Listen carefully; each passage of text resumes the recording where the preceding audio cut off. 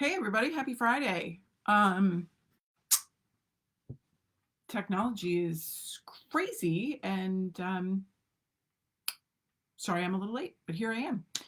Today we are talking about reclaiming hope and its place in chronic pain rehab.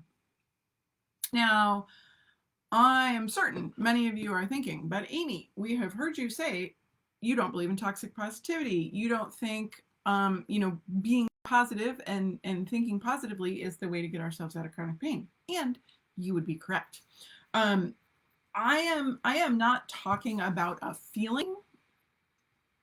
I am talking about hope as a way of being, a way of approaching things, a mindset, if you will. And I realize for many of you that is probably like outside of the way that you have heard this word used, but that's the way we're using it today. And by the way, my name is Amy Eicher. I'm a chronic pain coach and best-selling author, and I help motivated women get back to lives they love through the use of movement, self-discovery, and education. So today we're going to get into hope. A few things we need to understand about hope before we really get going. Like I said, it's a mindset. It's a way of approaching a problem. And I think most of us would agree our chronic pain is kind of creating some problems, making things harder than it needs to be. And so instead of wishing we get better, which is definitely an approach, but wishes don't have plans. We wish on stars, we wish on pixie dust. I am all for the pixie dust and the wishing and all of those things, but wishes don't have a plan. They're just that, they're a wish. So I do understand that that is one way that people approach the word hope, but that's not the way we're approaching it today. Knocking things off my desk as I put my socks on. So we're not approaching it like hope. We're not approaching it like a dream. We're not approaching it as though it is something that somebody else intervenes with, if you will. No fairy godmothers. Hope, quite frankly, is the belief that your future will be better than your present. That is how we are defining hope for the purpose of this discussion and the blog post. But hope is the belief that your future will be better than your present. It's the belief that things don't have to be this bad always, right? It's the looking forward in life, like literally looking forward down the line and saying, next week doesn't have to be the same as this week. Next month doesn't have to be the same as this month. Next year doesn't have to look like it looks right now. And I think that is like integral to getting better. People have asked me a lot over the years, Amy, what is the one thing that enabled you to get better? And I've told you all, there is no one thing. There's a lot of different things that I had to change about my beliefs, my mindsets, the way that I approached movement, and all of those good things.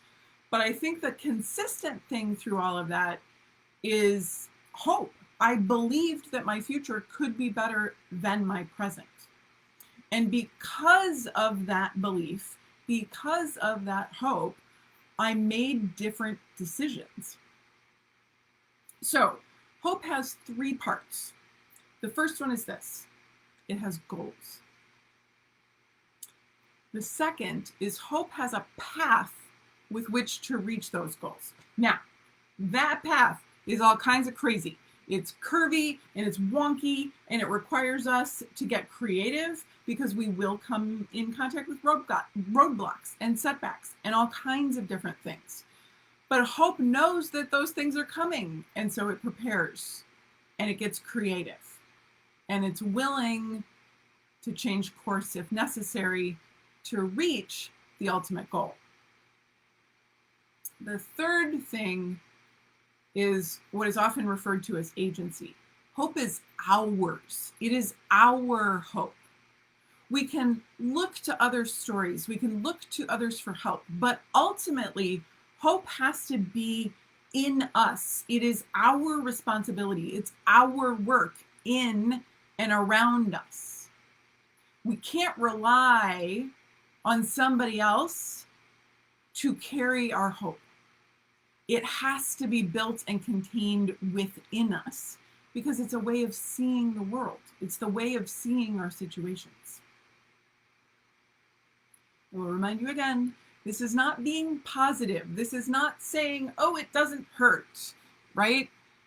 We're not denying our realities because that never works. And I've said it once and I'll say it again. When we deny the reality of how sucky things are and how much things hurt, and we say that that's not happening, we sensitize our nervous systems more. We create an environment where pain is able to keep going because there's something wrong between what we're telling ourselves and what we're actually experiencing.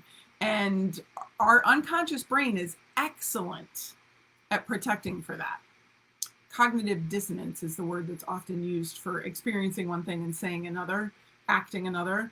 And our brains, our unconscious brains, are phenomenal at making sure that it is highly alert when that condition is present, because we are unsafe, because we are lying to ourselves and we are missing critical information that's happening in and around us. All right, so if it's not being positive, if it's not wishing, if it's not dreaming, what is it? Well, it's realistic. Hope is realistic. You're still here. You're still here, and you're still kicking, and you're still looking for solutions. So you haven't given up, right? Like, you didn't lay down and stop. You're not dead. You're still actively working through your situation. So hope is realistic that you're still here. Hope also has facts to back it up. And that's why the 6 steps I'm going to give you are integral to learning how one hopes, how one develops a mindset of hope. All right.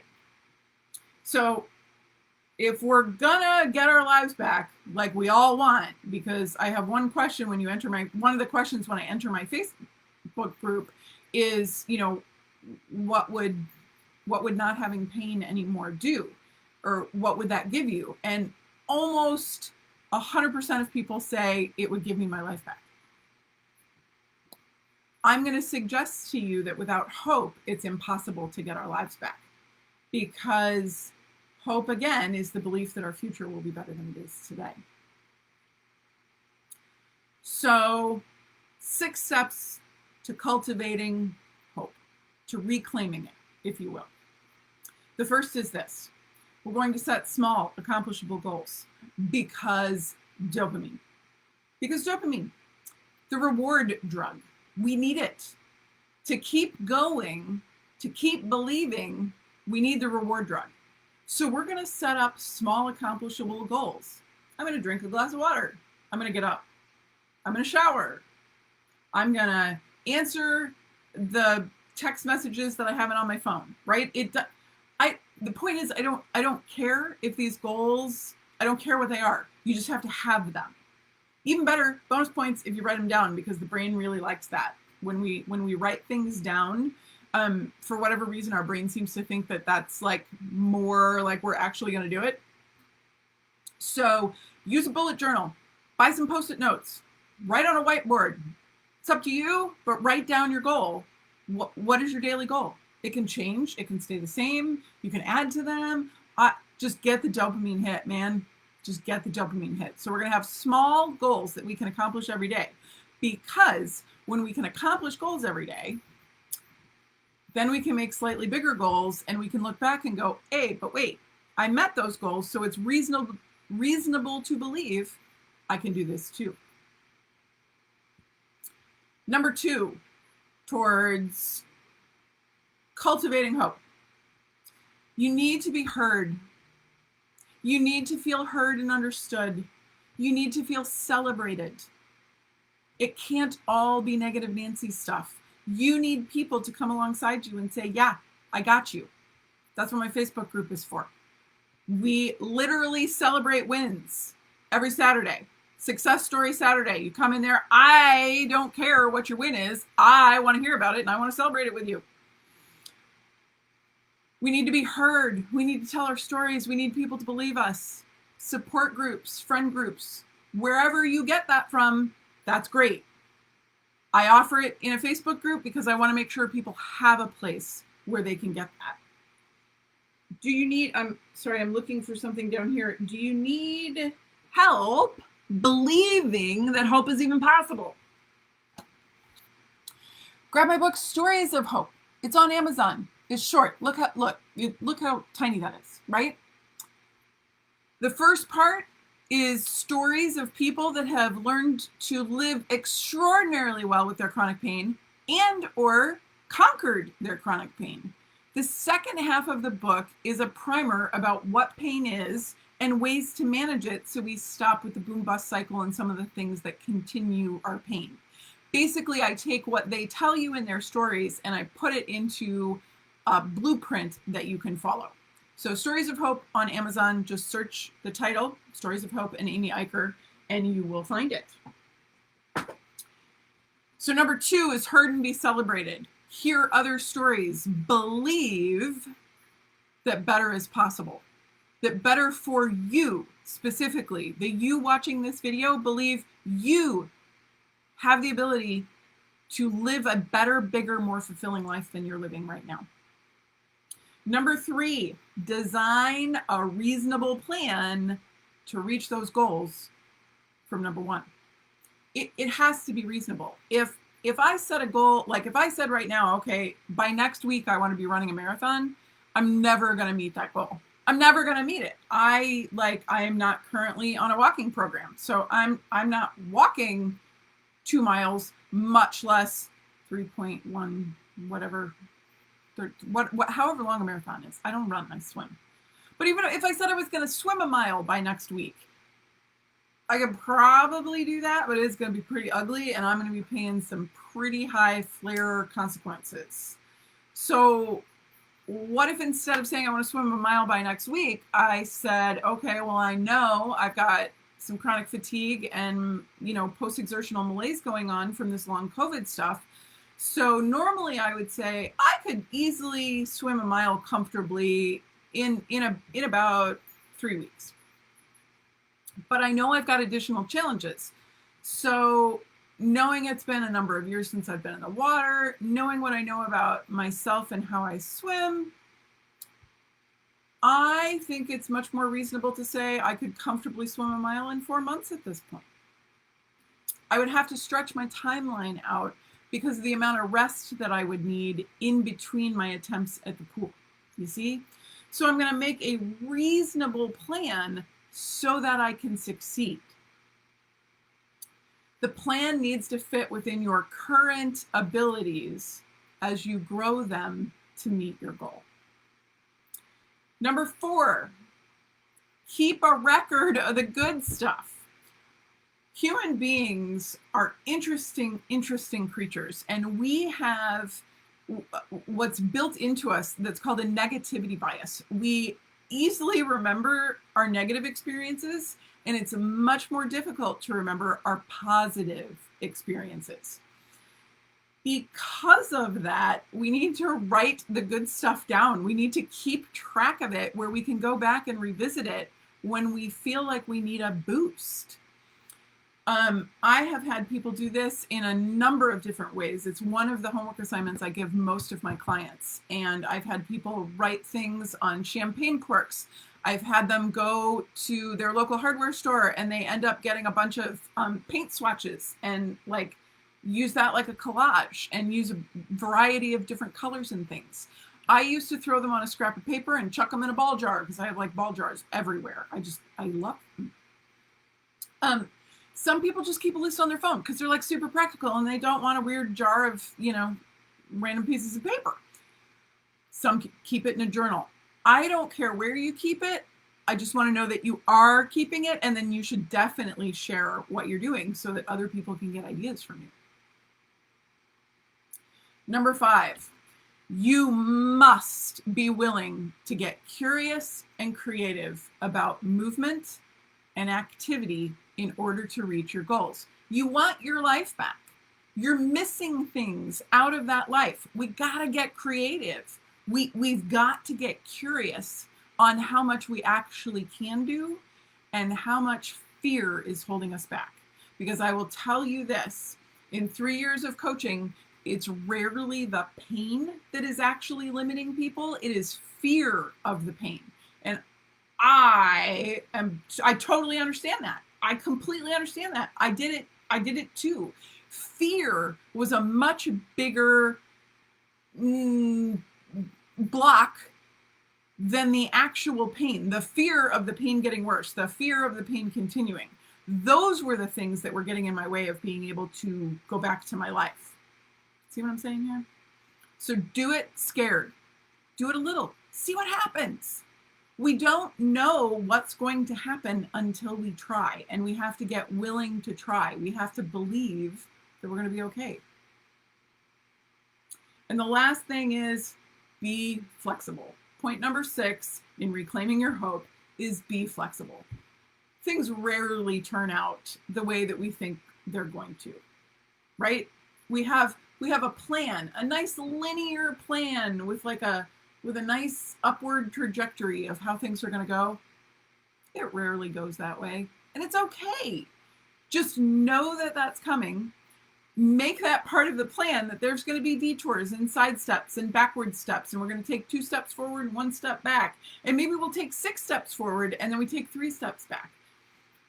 All of those things are normal. That's a normal part of the human experience, whether we're learning something for the first time, we're recovering from chronic pain, we're learning a new skill. Like, it doesn't matter. It's part of life. And yet we get so tied up in this idea that we're failing because things aren't going in a one-way direction, and that we need to take detours and we've got to get creative.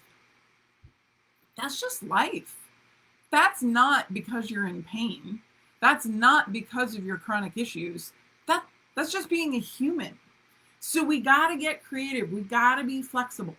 Hope is something that you practice over and over and over again. We're going to set small goals. We're going to make sure that we celebrate reaching those goals. We're going to be in a community that supports us and supports our goals and can help us when we need to get curious, creative, and flexible. It's probably my favorite part of coaching, is helping people get curious about the movement or the activity that they want to go back to, and coming up with creative ways to help them get there. That's what a good chronic pain coach should be doing for you, is helping you adapt, helping to cultivate hope so that you can carry on and do it yourself.